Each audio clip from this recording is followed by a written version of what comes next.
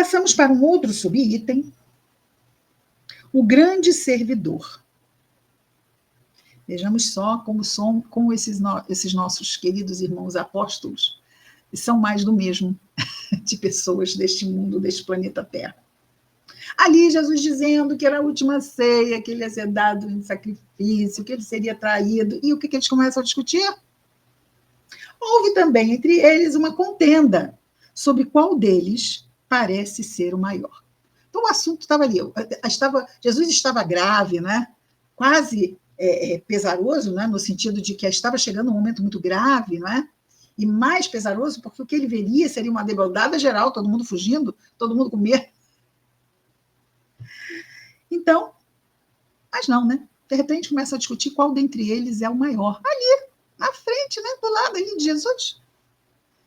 E ele lhes disse: os reis das nações as dominam, e os que exercem autoridade são chamados benfeitores.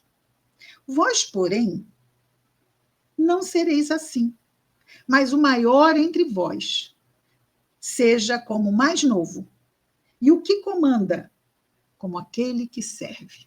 Então, eles estavam discutindo qual era o maior, para quê? Qual aquele que teria mais destaque. Então, o que é mais destacado é aquele que é mais servido. Está numa posição, não é? Comparando com o poder do mundo. Mas Jesus falou o quê? Primeiro, ele já tinha dito que ele trazia a paz, mas não era a paz do mundo. A minha paz vos dou, mas não dou como o mundo a dá. Ora, o poder da mesma forma. O poder que recebe aquele que, de alguma forma, vai servir na seara, e é claro que podemos servir na seara de inúmeras formas, e inclusive, principalmente, na nossa família, mas na nossa comunidade, não é? E também em instituições. Vamos estar servindo no bem. Toda vez que estivermos servindo no bem, estamos servindo na seara de Jesus. Mas é importante nós entendermos como é esse serviço no bem. Vamos lembrar aqui de uma mãe de família, um pai de família. Eles são servidos? Ou o pai e a mãe saem para trabalhar e depois chegam em casa e vão tratar da comida, e vão tratar da limpeza, e vão tratar de um montão de coisas? Para que a família esteja em segurança, para que a família esteja bem servida. Não é assim? Muitas vezes, eu estava a ver hoje, olha, outro caso, a gente aprende muito nessa internet. Eu estava a ver hoje sobre Dom Pedro II. Nossa, esta é uma personalidade desconhecida entre todos nós, né? Dom Pedro II, todos os seus servidores na sua casa, todas as casas da família real no Brasil, eram todos alforriados e ganhavam salário. E a família real costumava albergar escravos fugidos e juntava dinheiro à princesa Isabel para alforriá-los. Recebia muitos amigos negros nos saraus do bairro das Laranjeiras, no palácio que ficava lá. Então, uma personalidade, ele assumiu o trono com o analfabetismo com mais de 90%. No final do seu reinado, já haviam 56% da população alfabetizada. Ele doava metade de tudo que recebia, que ele teria direito como imperador, para instituições de caridade. Uma pessoa... Ele era muito criticado. Sabe por quê? Porque ele se vestia simples. Não era aquela coisa do imperador, um Napoleão. Não, ele se vestia simples. E a manutenção do palácio, inclusive ali em São Cristóvão, era quase nula, porque ele achava um desperdício gastar dinheiro para manter palácio. Ele acreditava e doava para a educação do povo, abriu universidades, ele queria cultura. Ele falava mais de 20 idiomas, 17 idiomas, perfeitamente. Ele traduziu o livro de árabe clássico, traduziu para o português. Uma pessoa incrível, incrível. Esse era o nosso Pedro,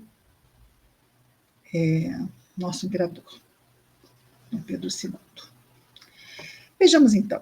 Mas vejam, era uma pessoa, um imperador. O Brasil, a moeda do Brasil, a época dele, valia tanto quanto o dólar e a libra. O Brasil era a oitava, ou nona economia do mundo. Quer dizer, além de um benemérito das ciências e da cultura, era também um excelente economista, excelente organizador das finanças do reino. Mas era muito criticado por tudo. Por quê? Porque ele lutava desde 1848 contra a escravidão. Os filhos dele, em Petrópolis, tinham um jornalzinho contra a escravidão. Esse era um servidor de Jesus, não é? Esse era um servidor de Jesus. Então, o bem, onde ele está, nós vemos ali que ele servia. Ele não era aquele que queria ser servido. Seguia os preceitos que Jesus ensinou. Um imperador. Isso é raro, muito raro. Então, e nós estamos falando aqui do grande servidor, não é? Porque eles estavam lá discutindo qual de nós é maior. Pois quem é, agora o versículo 27, pois quem é o maior, o reclinado à mesa ou quem serve? Quem é o maior? Aquele que está reclinado à mesa para ser servido ou aquele que serve?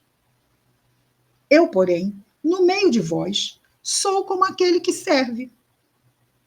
Vós sois os que permanecem comigo nessas minhas provações. Eu também vos disponho, ou seja, coloco ao vosso dispor, o reino, assim como meu Pai dispôs para mim. Ou seja, basta que façamos conforme as leis de Deus. Simples assim. E lá estaremos caminhando para o reino de Deus.